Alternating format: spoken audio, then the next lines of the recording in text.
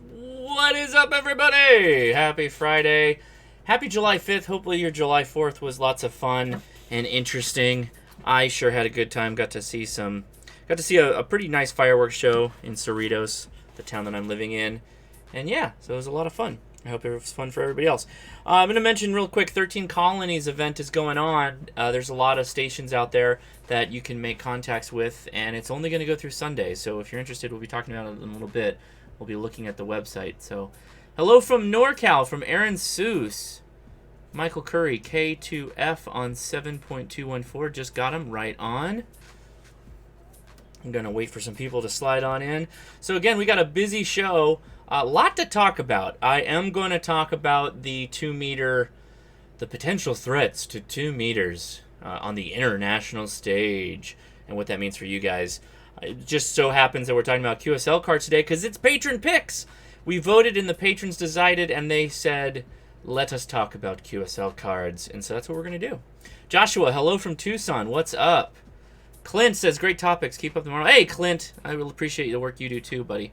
Right on. We got N1 UFO. Hello. What's up?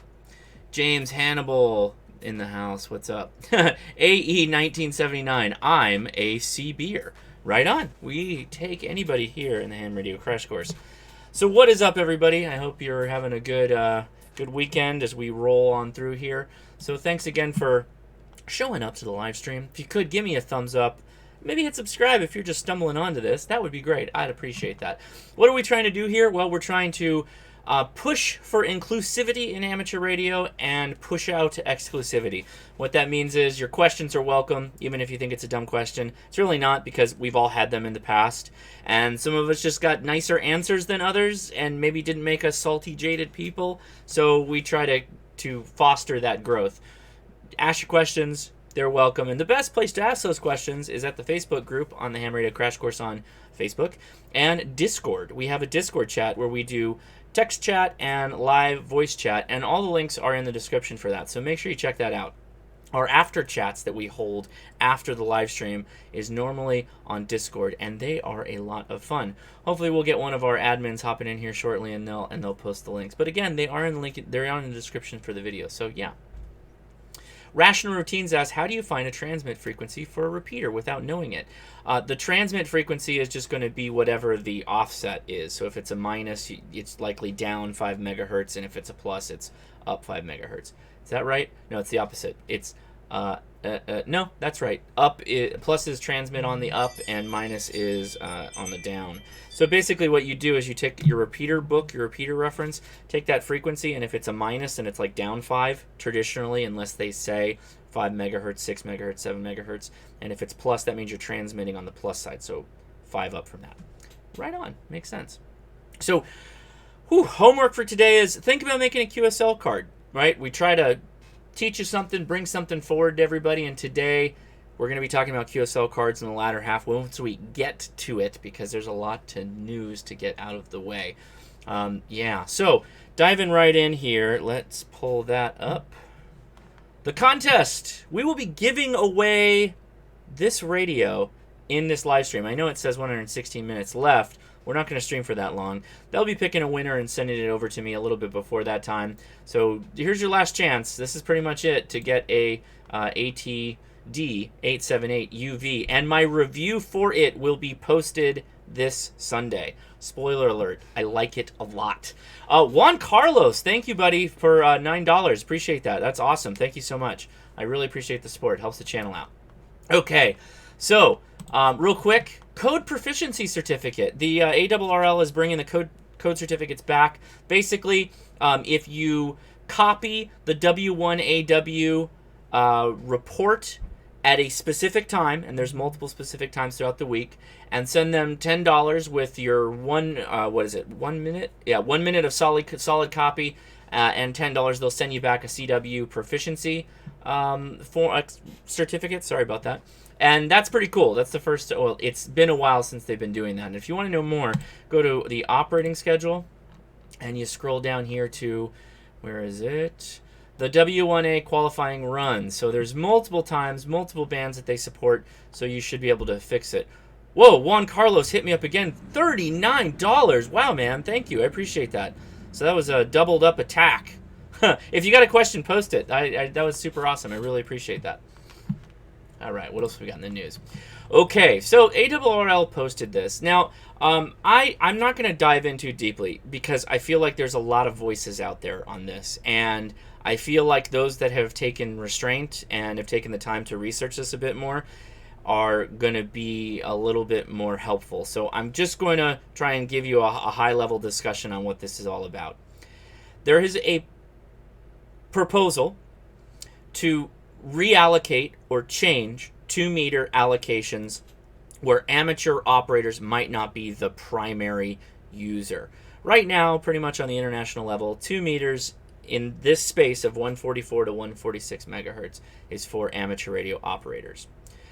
There's a proposal. Let me show the timeline because it's going to get really confusing if I don't use the timeline. So there are these meetings that are held every 4 years, I believe, is the number. The one that's coming up is the Worldwide Radio Conference 19 for 2019. They are having pre-meetings to put things on the agenda for the 19 meeting, which will be held in October. So going backwards a bit, in April, there was a first consideration of various proposals to add to the agenda to be discussed at the 19 meeting, which happens in October. There were some complaints that 144 megahertz to 146 should be changed to 146 megahertz and higher, thus removing the amateur radio 2-meter section from this agenda item. That didn't happen, and in May and then June, there was a discussion to add this study to the WRC 19 agenda. So what that means is we have another review in August, right? One's coming up, hopefully in August, I think, where the agenda will be reviewed for the last time, and then the WRC will be held in October. At that point, the members of the committee can vote if they want to take agenda items and put them into effect. And let me be clear what it means by put them into effect. This agenda item would be to perform a trade study on potentially adding in non-safety aeronautic data to the 2-meter 144 to 146 megahertz band space. And then in WRC 23, 4 years later, 4 years after this October meeting, they would reconvene to review the results of the study.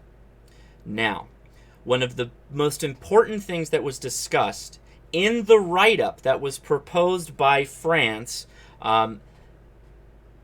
that we not affect people that are operating on these frequency spaces already.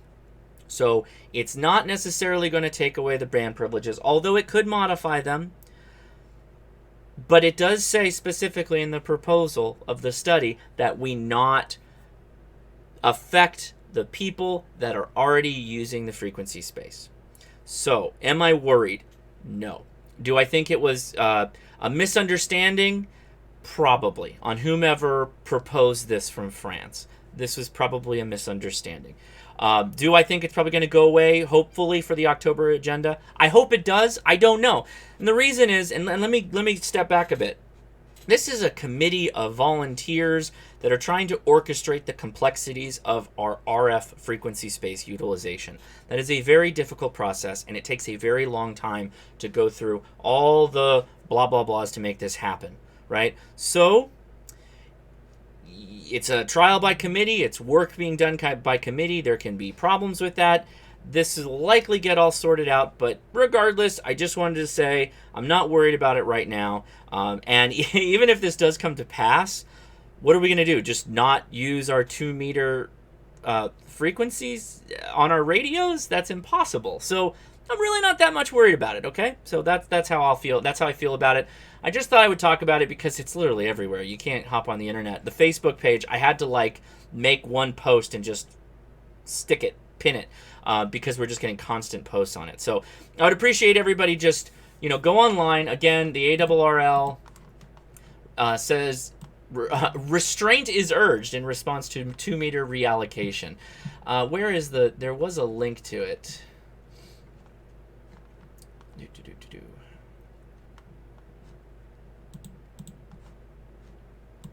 I will say the Radio Society of Great Britain doing some good work out there. They're putting up a lot of text, and it's been very helpful. So, Radio Society of Great Britain, follow them on this, and they have an IARU that was released, the International Amateur Radio Union, which is a collection, right, of all the major bodies, which includes ARRL from like an agreement of working together. I want to repeat that the agenda item would do a study, which would be reconvened in 4 years, but not necessarily that we're supposed to mess with the people that are already on 2 meters. So I'm not that worried about it, but I'll leave it at that. Okay. All right. So what else we got in the news?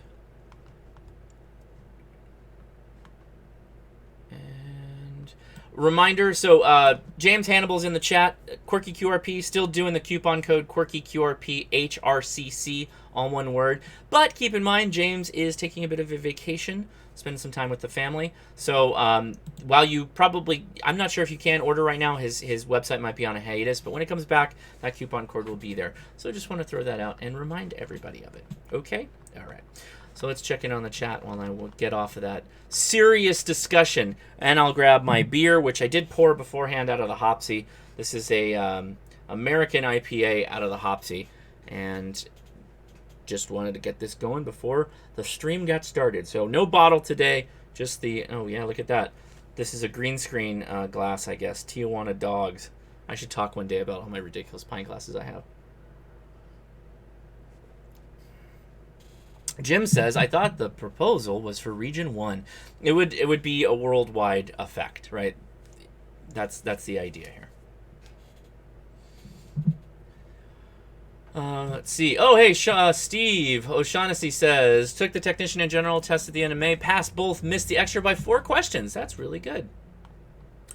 Let's see. Ryan Sachs says it's like Baofeng's being illegal. So it's more complicated than that because it's a lot of committees. It's a lot of people working together to make this happen, and there are rules and there are standard operating procedures and all this stuff. So it's not just the FCC sent out a paper that said thou shalt not. It is, well, we're going to talk about it in August, and then we're going to talk about it in October, and then we're going to talk about it again in 4 years. It just goes on and on and on. So, take your time. All right. Very good. Hey, Scott, good morning from Bangkok. Right on. That's very cool. All right, so what are we talking about today? Did I get everything out of the way that I needed to talk about? I think so. Very good. All right, creating and using QSL cards. So I'm going to cover, I love my history. Why do we do the things we do? Where did it come from? All that good stuff. So we're going to talk about that a little bit. I will be posting the slides to Patreon, where you can support pastry chefs. Go check that out. Patreon.com/Hosnasi. The link will be in the description, and it's on the cards. It will be posted as a public post. So anybody will be able to take the links and check out my slides. Because there are some URLs in there. Normally I wouldn't do this, but there's some URLs to talk about. All right, so what are QSL cards? So QSL is short Q code for I acknowledge receipt. Receipt. Great. Basically, it's just saying, yeah, I got it. I got your call.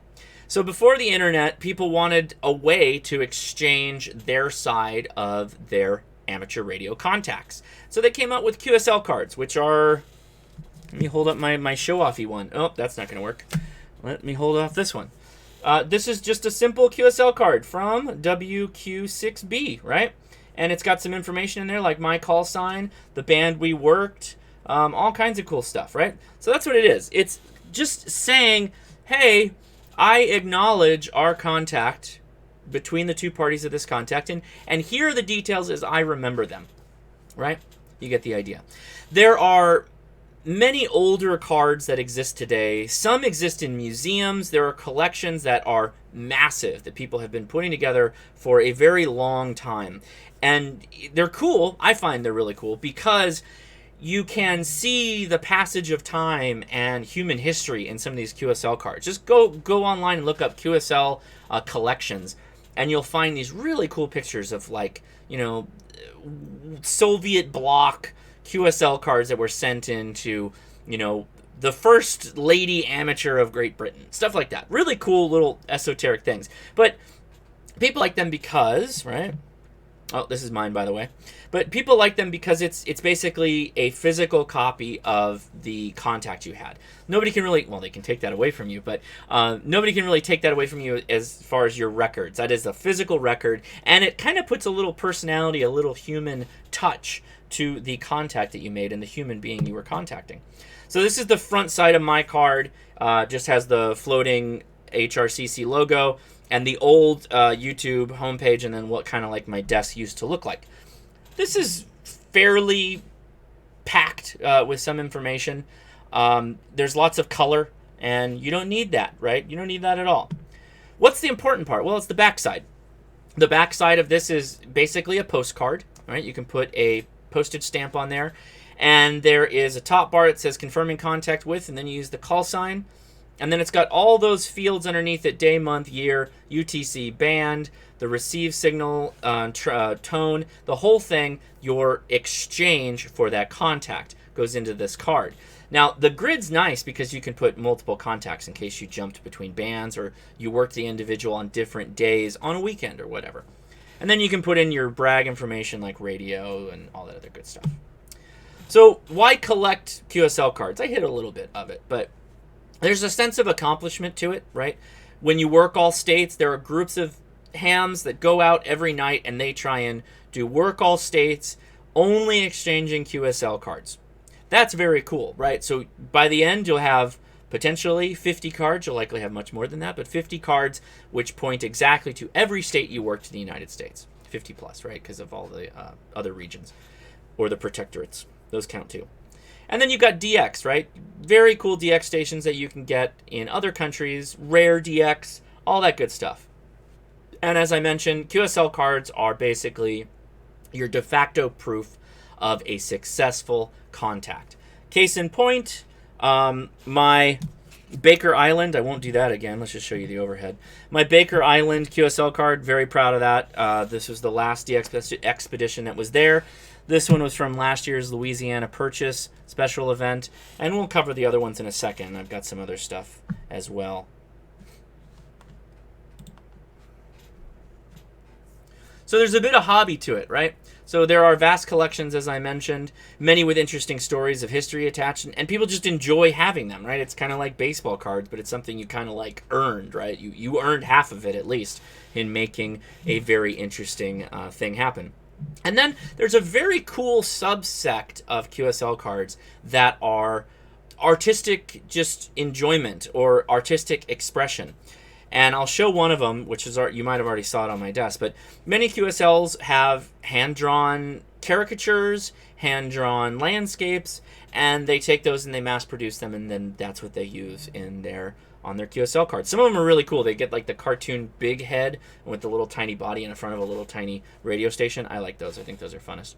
Fun. So, wrong one. There we go.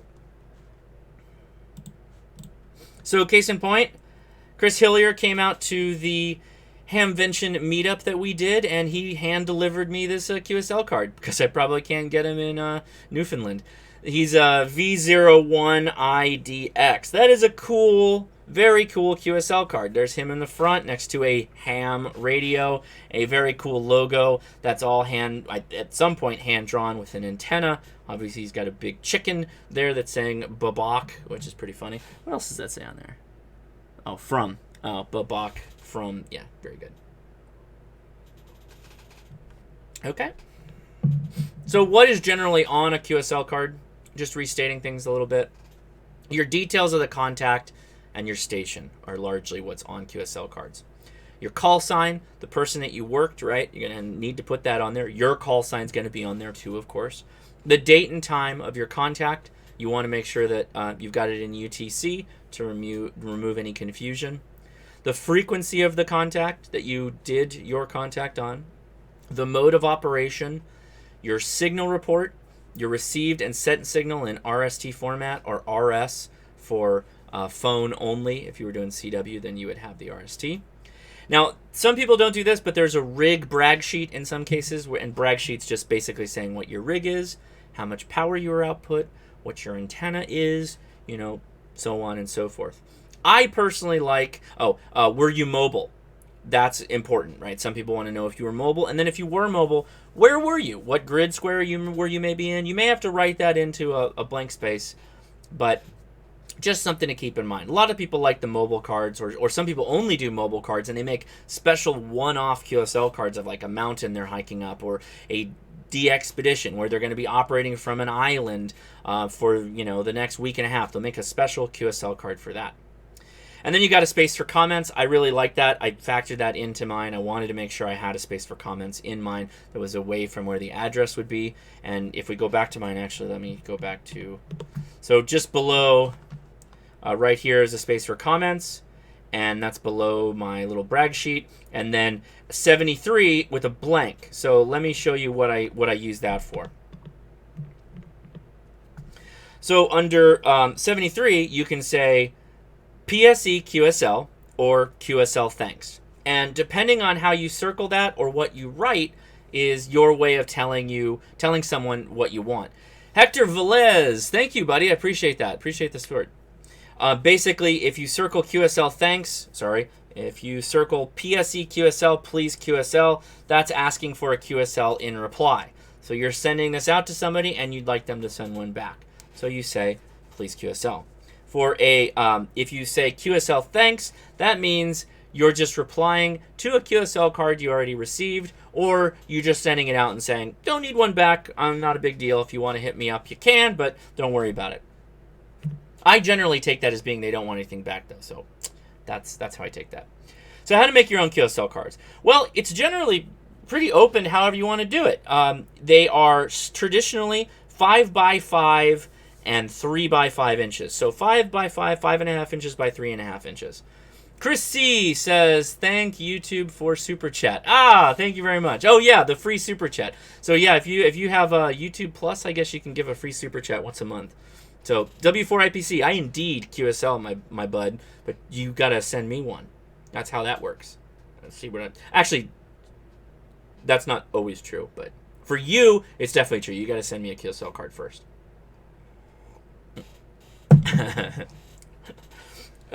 So 5.5 by 3.5. You can open this up in any kind of editor you want. If you're a graphics designer, I am not. You can just make this up in a custom canvas and you can make up your own thing pretty easy. Hey, Zach Van, he's got the super chat, the free super chat too. Thank you, buddy. I appreciate that. So this makes it easy. The reason for the size is it's fairly standard. You can put it in a small little envelope and off it can go. Going back to the one that I have, the upper right-hand corner is as a postage stamp, so you can use it as a postcard. And it's of a necessary card stock to handle that postcard needs.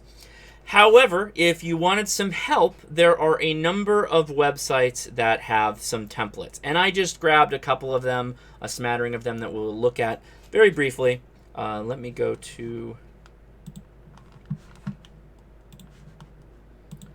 So this is the first one. This is a very no-frills one, although you can add a background image right here. That background image, careful with what you choose, obviously, because you will then have potential issue writing on it or printing on it.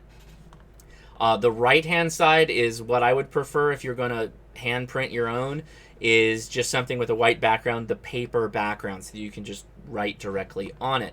The problem I have with this is that the squares are all kind of like uniform. So you got to fit your megahertz in like 2 lines, UTC kind of like 1 line and then another line. They're fine. The cool thing about this one, though, is you can populate it all online. So this is radioqth.net. And again, I'll post the links in the slides, which I'll post on Patreon on a public post after the live stream. So you can just change all your details here, and you will get something out that looks a bit like this K7LS card. Pretty straightforward, I think. Oh, we got one more. And then there's just the simple cheap QSL cards on your inkjet printer.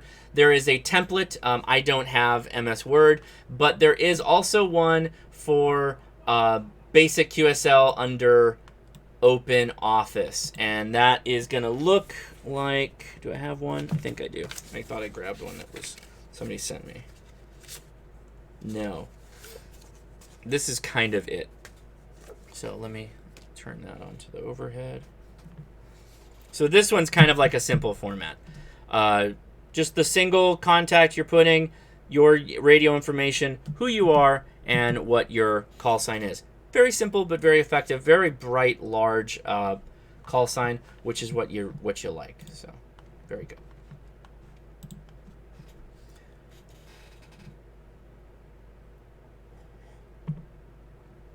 So,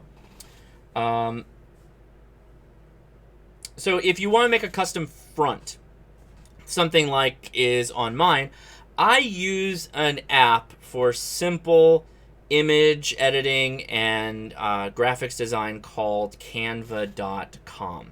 Canva.com, also pretty simple. Let's show you what that looks like. So if I go to... So this is Canva.com again. If I go to custom dimensions, I already have it set to inches. I just say 5x5, 3x5. We'll make a quick front. Why not? I already have a ton of images I upload because I actually use this to make my thumbnails for my I could send somebody my Brie. But no, I think I'm going to go with... Let's see. Where is it? CQDX, CQDX, CQDX. There it is. So I'm going to go with my stabby mast. And I've got my logo down here somewhere. And we'll go back up here to this sweet, sweet ham. Like that. And then I can add a title. Make it white. And there we go. So there we go. We just made a front.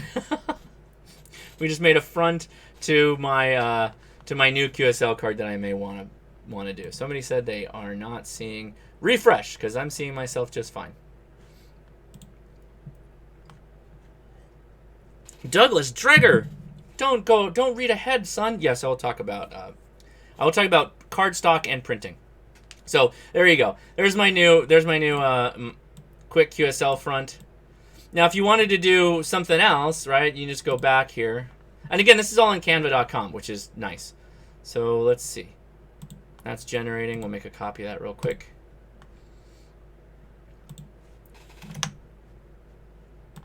So something like that.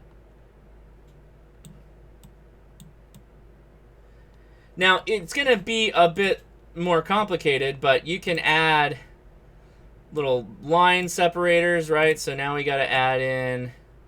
These are a bit robust. They're better lines, but I don't know why I'm using these.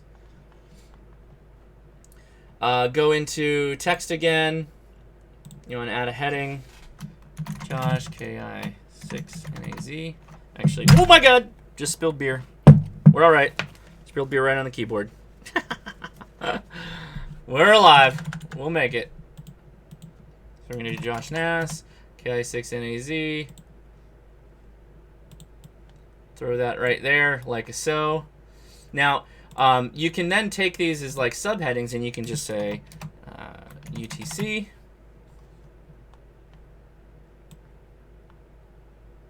Right?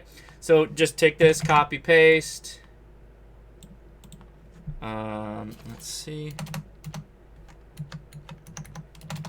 Oh, good. Did I kill that? I think I might have killed those keys. RST. So on and so forth. And then you just can copy this down right here like that. And you can just write below it, right? So fill this out for the rest of it. So like that. UST, RST. Actually, RST should be down here. Frequency. So we're just doing it live. I didn't even plan this. I don't even know why I'm doing this. I've got slides I can cover, but oops, hey, whatever. We'll just do it live. So anyway, something like that. So that's a real quick and dirty QSL card. Now you can output this in color, or just output it to grayscale, and black and white's going to be really effective like that. So make sure you use black and white when you can. It's also cheaper, which we'll talk about. All right, back to the slides, because man, it's starting to get a little crazy.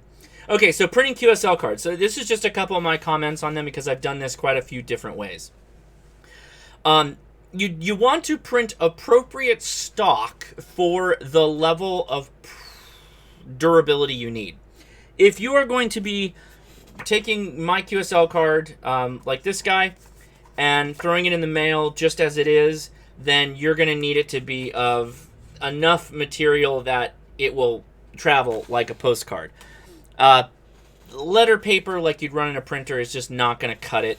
Resume paper is probably also not going to be good enough. You're going to want something that's at least cardstock or a little bit harder if you're going to do a postcard. Now, the problem with that is you got to start factoring in where you print from. I have in the past worked with FedEx, Kinko's. Now, they're okay, and prices are generally relative, but you have to keep in mind the printing is inexpensive. Printing color is even kind of inexpensive. It's the cuts you have to make. So figuring out how to get your paper, your cards onto one sheet and then print it as one sheet, and then taking that and have that be the proof or the file, they'll do a lot of the work for it. So there you go. Yeah, see, Don said I got 500 QSLs for $15. So pretty good. Don, where did you print from? Where you printed it from?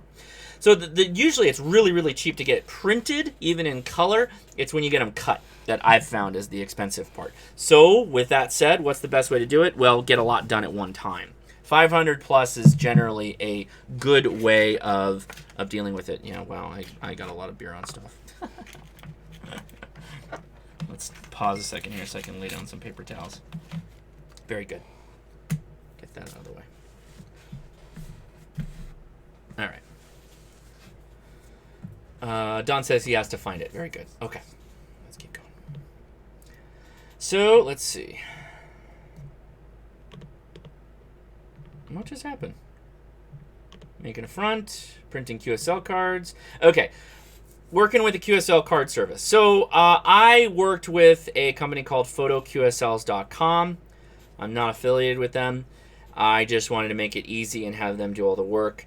And they have a ton of layouts, exactly what I wanted. And I wanted things like, hey, Justin McCauley says, are QSL cards Pokemon? Gotta catch them all. Kinda.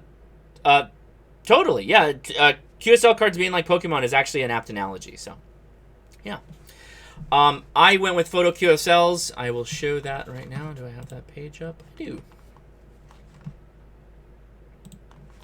So this is Photo QSLs. It's pretty simple. You just say, I want it to look like, let's go with 7. I want to have my call sign here and my dude here and my antenna in the middle. Pretty easy.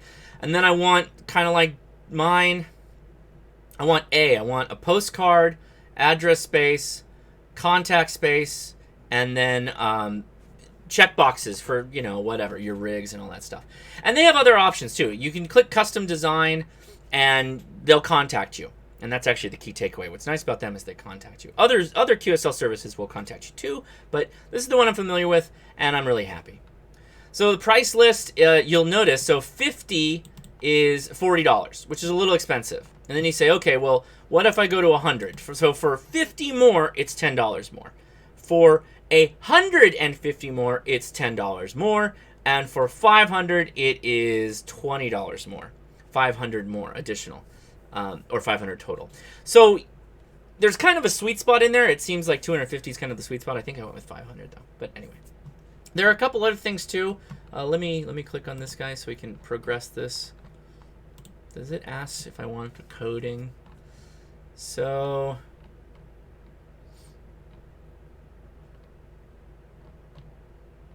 where was it? Paper selection.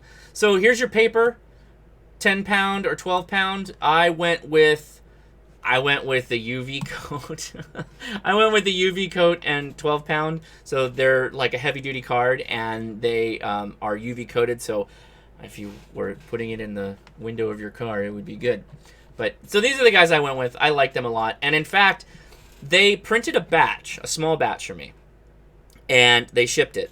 I got it, and I emailed them back and said, hey, I thought we agreed it would be like this. And they said, oh my gosh, that was our bad. We changed software over recently, and we didn't get the order right. And they, no questions asked, put the correct ones on the machine, got them cut, and got them shipped to me at no cost. So I really like it when, not at the time when I have a problem, but when people come back around and they fix the problem and do a good job of it. I like that a lot. So I'm a big fan of theirs. So I would go with Photo QSLs if you don't want to spend the bucks on it. All right, so you have your QSL cards now, right? And going back, there's plenty of different options. You can do it yourself if you're a graphic artist. You can use the templates that I showed earlier. Links will be in the slides. That will be on Patreon. Or you can build your own on Canva.com, and you can play around with the different things there. And the sky's really the limit. Really explore this concept. It really won't take you that long to make a QSL card. And then you just have to figure out how to get it printed, and that's it. That's pretty much what you do. All right, so now you got them. Now what? So sending QSL cards. The easiest exchange is to just fire one off once someone sends one to you. So that sounds a little cheeky, but some people, particularly the big contest stations, the stations that have, massive power, they get a ton of QSL cards coming in. And so for them, they generally just have them all come in and then reply. That's kind of how I do it, although I don't have a ton coming in, but I'm busy enough with the YouTube stuff. So if, however, you wanted to send out a QSL card, so say you got a really nice DX contact that you wanted to make sure you got a QSL for, there's generally 3 ways to do it. There's QSL direct, so direct to the contact, QSL via bureau, and QSL via a QSL manager. And those are actually, the QSL Direct and QSL Manager actually have a lot more in common than Bureau, but we'll cover the differences here in a second as I try and still siphon up the beer and not destroy my keyboard. Anyway, all right, let's move on. So sending QSLs direct. Basically, you're attempting to send your card, your side of the contact, with the appropriate postage and an envelope to get it back to you, their reply. So that's the best way. If you've got a really nice station that you want a card from, you put your card in an envelope. In that outer envelope, you have another envelope which has the postage to get it back to you. Self-addressed stamped envelope. That's where that term comes from, right? Maybe not comes from, but that's where you would use that term. So generally, you want to use the postage of the host country that person is in, right? So this is a DX contact. It's not going to be American USPS postage. So make sure you are including the right postage, or you're basically putting in $1 American or potentially $2 American. Now, I didn't see it. Oh, there it is. I totally missed that blue box in the bottom. Use QRZ now. Whoa, don't use QRZ now. Use QRZ.com.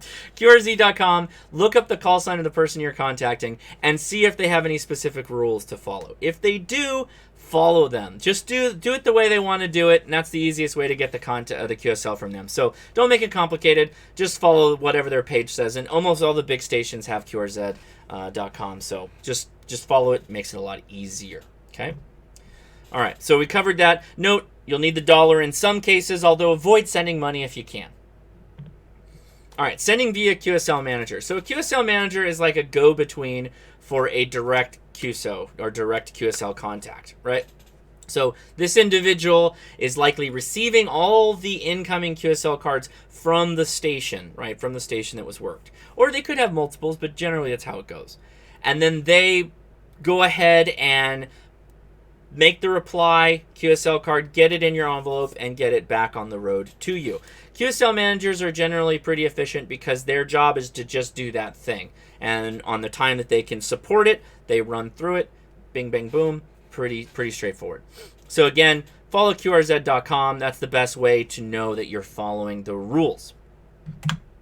So sending and receiving via the bureau. So the bureau, The bureaus are supported from the country that you're in, and it's for DX contacts. So, for example, the ARRL runs one of the QSL bureaus, and there's, I believe, another one too. I'm sure somebody will correct me in the chat. And generally how it works is you load up your account with $1 per QSL card that you may be receiving, right? And then you provide them, which I use these Avery postage labels like this guy. I print them out with my QTH on them.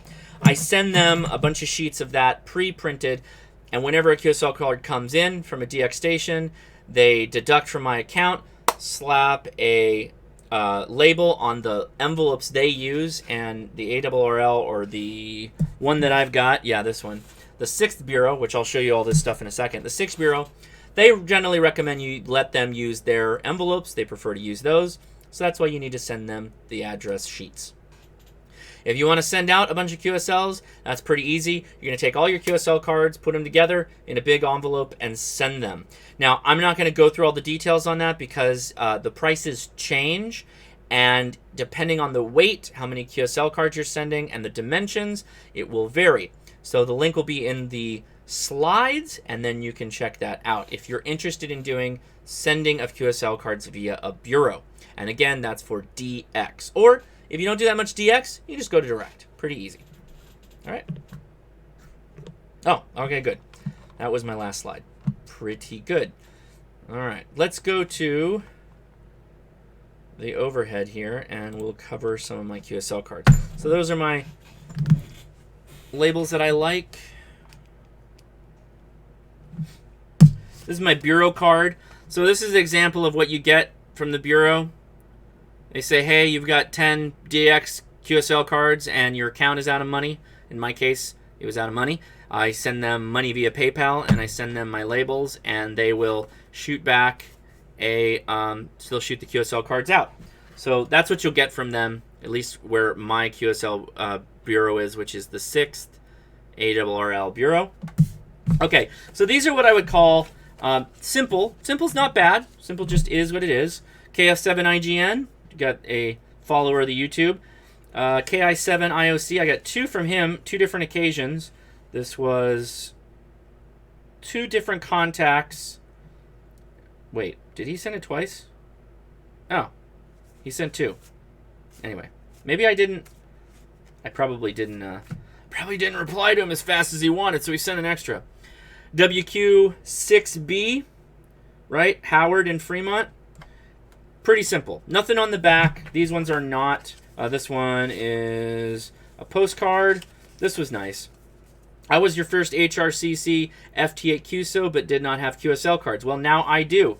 Love your channel. And that was awesome. So KF7IGN. Very cool. We'll save these guys for last. This is mine. So then you start dipping into like people that put a little bit of personal, local flair, local stuff going on. This guy likes bridges. This is a ARRL Youngsters on the Air. This is ARRL Field Day. K6WMH, I believe this is a Jamboree group, yeah. This is W6TRW. Good luck getting one of these. Is it going to show? Douglas Dreger, $5. Hey, thank you very much. Please, I appreciate that. Thank you. So, can you see it? Yeah, there it is. W5TRW. Good luck getting one of these. Gold embossed. You can barely read it. It's all gold, though. And that, too, is a postcard type. What is that? Advanced X-ray, Spaceborne X-ray vision. Sounds like super secret squirrel stuff. K7HPN. Those are cool mountains. And look at that. You got a picture on the back, too. Looks like a golden eagle. Oh, this is an interesting point. I do need to cover this. I'm glad I got one of these. Okay, so this is actually a sticker. This is a label. And so if you use something like... can I get it focused? Let's see if I can get it focused for you guys. So this is a little white label. So if you're using something like any of the major loggers, I know M3FJP does it, and Ham Radio Deluxe will do it. They will take your logs. You can search for a contact, and you can print to these little labels, and it will break down the call sign of the individual, the year, the band, and what mode you were doing. And it even says what they were operating on. In this case, he was using a KX3 15 watts buddy pole, dipole, or vertical. Yeah, so these are really handy, these little labels. So that saves you time in having to write up on your QSL card. You just slap it out, print it, and you're done. Great work. So look to Ham Radio Deluxe or M3FJP for some of those being able to do that. Here's another one where they just print out my P.O. Box address and slap that on instead of having to write an address. These are people that probably do a lot of QSLs. Call sign, day, month, UTC, the frequency we operated, which is on 30 meters. That was a great bands, great stuff. Hey, there's somebody we know. W8 WOT, got this one in the mail recently. Wait, what?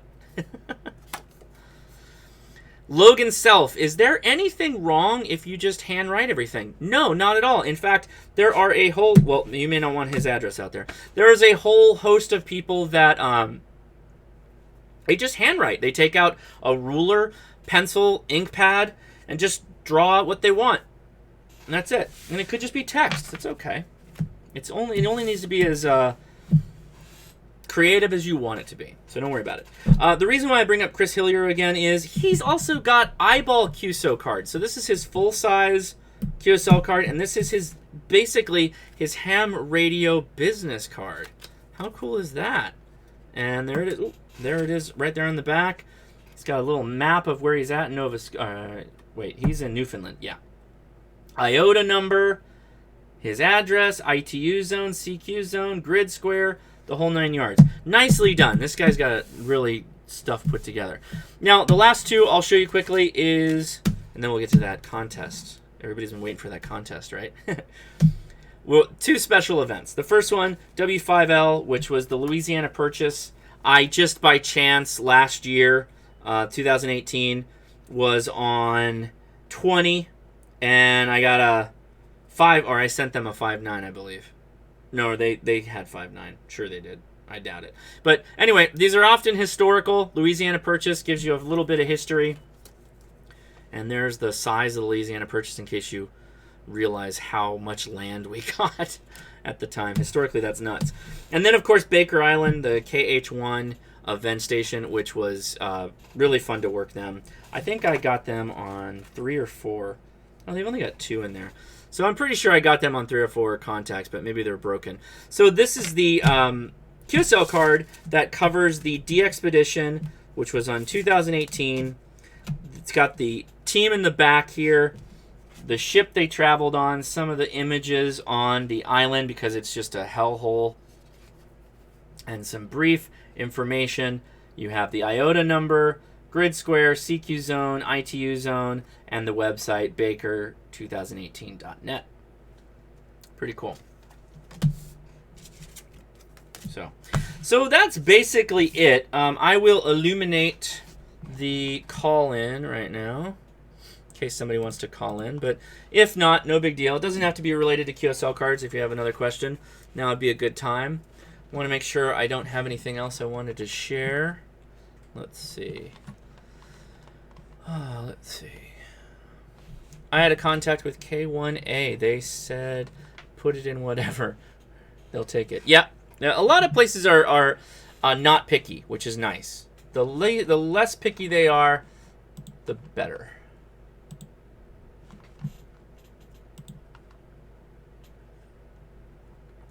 You guys want me to just do that contest, don't you?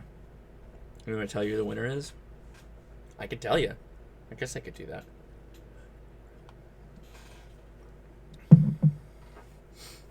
Okay. So I've got a winner here. You ready? Here we go. Bill Alexander. Bill Alexander, AD9JRU. You won the Anytone 878. So the way we did this was right before the live stream, the guys at Bridgecom sent me an email, and he is the winner. Woo! Bill Alexander. Carol says no. Chris says no. He says back to buying Baofangs. Very good, very good. So I apologize. Bill, though, congrats. So make sure we'll get some information to you because we have your email. So that's helpful. We'll make sure we get it out to you that way. Anyway, I will be posting my review for the Anytone 878, and I don't want to give anything away, but I do like it. I like it a lot. It's a very good radio. So, all right. Let's see. A little fast on this one. Patrons picked this, right? So keep that in mind. If you want to be involved with patron picks and sway which way the vote goes and the topic they choose, every first Friday of the month I do Patrons Pick, which is them selecting from a list of topics, which actually they get to vote, they get to pick, they get to come up with topic ideas too. And we will just take whichever one has the highest votes, and that's what I'll do the show on. Today, the one that won was QSL Cards. So I find QSL Cards fascinating. It's not the most complicated thing, but they're a lot of fun, and I think they're a vital and interesting part of amateur radio. And I wouldn't even say it's nostalgia. I think it's just fun. I don't remember, the good old days of ham radio. I've been a ham radio for over 10 years, but still, it's kind of like I never knew the heyday of QSL Cards. So I'll just say, yeah, I like it. Anyone with a Zaiju G90 have a problem with the frequency being 1K off and on? No. So you would need to calibrate. You're likely going to have to hold down the frequency and go to the calibration menu. But that is fraught with trouble. That would be... Yeah, likes for the video. I'd appreciate that. Don says, I have an 878 UV Plus with an Abri antenna on it. Very good. Stay Calm Right On says, I see the new extra logo. Does that mean you're about to drop an extra crash course? Ooh, I don't know. Thinking about it. Yeah, it's kind of like, I would call today's stream maybe not the most action-packed, but it's something probably everyone should think about. So, yeah, Oh, you know what? I am actually going to give something else away. I'll just mention that right now. Hold on. We'll figure out the logistics in a second. Let me show it to you.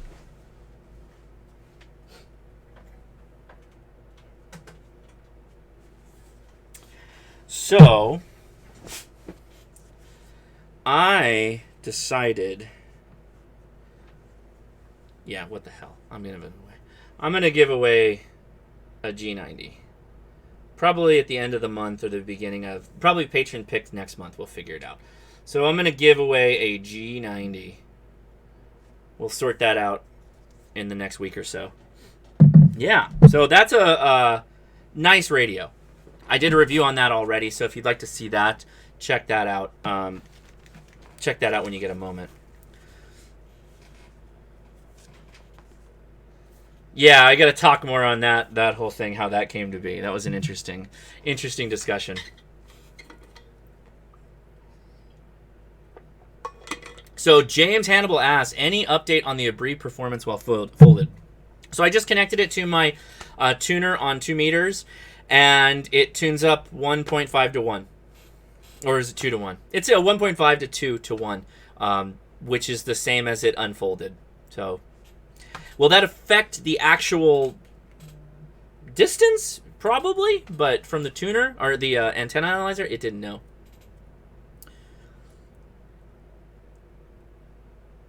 Yeah. Yeah, I've just been very lucky that I get in a situation where people are like, hey, do you want to do a giveaway? And I'm like, absolutely. So we actually have a series of giveaways planned. We've got an antenna in the works. We've got the G90 in the works. And we've got actually a bunch of antennas. Yeah, it's a lot of stuff. And I just want to say thank you to everybody that's been reaching out and saying, hey, do you want to do a giveaway? And absolutely. And a lot of it isn't even brands. It's people that are like, hey, I've got this stuff. I'm not using it. Or I want to buy this thing because I really like it. And I want somebody in your channel to get it. And they're just like, yeah, so absolutely. Matthew Kinney says, do you want to promote this 13 Colonies net? Oh, well, I don't know about the net, but I did forget to go over the website. So I will do that now. Thanks for reminding me. I will say it's one of those kind of weird... So the banner on the top of the website is form fixed. It won't adjust. So, a little funky. So, 4th of July week, 13 Colony special event. So from July 1st to July 7 midnight Eastern, you do not need all 13 colonies to get the certificate. You do need to get 2 bonus stations for a clean sweep. So somebody on the Long Island CW Club got a clean sweep. They just emailed the group. I was like, man, you guys are lucky. So what do you have to do? Let's go to Virginia. I like Virginia. So W0 Man is the station that you're looking for.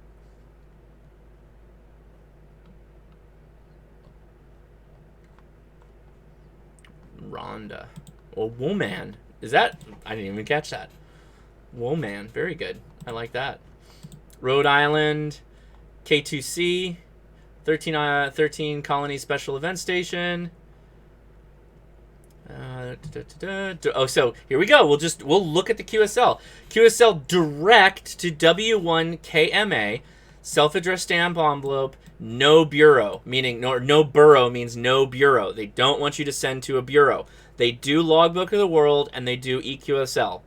So I like to do both, although I do EQSL a lot less. But you're going to direct to W1KMA, which is not this station. So you would need to send your QSL cards to W1KMA, and that's the QSL Manager. So certificate requests go to Ken, KU2US, US on QRZ.com. If you work a colony station, you're encouraged to spot them. That would be nice, and that would be your DX spot. Right on. So that's a brief idea of how to work. K2D. That's not a lot of information on Connecticut, which are, of course, the state I need. There you go. Look at that. Yeah, don't send them a borough or deliver your QSL cards via borough. K2E is cool. I mean, Delaware, Connecticut, those are all states I need for my all states anyway. K2F. Right, so a lot of them have the K2 calls, right? As you're hearing in the chat, everybody mention. K2G. So you get the idea. So what'll happen is, let me go back up here. Where is it? Certificates. All right, so $5 donation will include self-addressed stamped envelope, label for your return. So they're asking you to include also include a return self-addressed label for your certificate return envelope. So you need to tell them where to go, right? This label does not have to be self-stick label, just label of some sort. Cash, check, money order, okay. Place in the name, blah, blah, blah, blah, blah. So here's the exchange of the event. Call sign, RS or RST or RSQ, state, province, or county. It's pretty easy. So it's just going to be your call sign, the signal report, and then the state you're in. Bands and modes. All HF bands will be in play, including the WARC band, so that's nice for 30 meters. 30 meters FT8, 30 meters on CW. I don't know what the stations are working, all of them, but that's nice. And the exception is 60 meters. Simplex on 2 meters and 6 meters is encouraged. Until they come and take your 2 meters away. The SE stations are on the East Coast and very close to reach. Others will be other stage contacts. Oh, okay. So it's a little harder. It's going to be harder for me out on the West Coast. So, yeah. All right. Well, let's do the last bit, and we'll wrap her up. I hope that was enjoyable. If you enjoyed this or you're interested or have a question, post in the comments below. For those of you that are watching after the fact, look forward to my Anytone review video. This Sunday, we'll be posting that, which is going to be a lot of fun. And the collabs I did with Modern Rogue should be, I don't know, I heard some rumors that they should be coming up soon. So I'm very excited about all those videos. That's going to be very cool. So, without further ado, want to give a big thanks to the patrons. The patrons are the reason for this episode, so make sure you comment below if they did a good job picking QSL cards. I like QSL cards, like I said. I think they're fun, and I think they're important they're a little extension of your personality, so keep it interesting, make it fun. Do more like Kris Hillier and his cool drawing. I love that stuff. So anyway, Without further ado, Chris Ebert, Carrie Blackwell, Jason Brown, Jason Siebert, David Dancero, Danny Miller, Wesley Magyar, Franklin Lewis, Brad Snyder, Dennis Dunderdale, Garrett Larson, Jonathan Franson, AD6DM Dennis, Wyoming Ham, Dennis Mickelson, George Gaini, Andy, Kenny Miyamoto, Ron Thorson, Ken Hall, Corey Violetta. Oh, you know what? Corey, I apologize. I screwed up your name again. I think I did. Or Violetta? Anyway. He told me in Discord, and I still screwed it up. Devin B. Hedge, Mark Chase, Raymond Cracker, Geraldo Kelso, KE8HWD, Rob, Thomas Strickland, Rick Van Horn, Corey Sheldon, Brand Nadow, Stephen Hunt, Ronald White, Brian Noskowitz, that's right, and my chalice is empty here, and the brew crew, thanks so much for watching. I appreciate it. Send your comments, email me. Whatever you got to do, get in touch, or come meet me in the Discord. I'll be heading over there right now. Take it easy. See ya.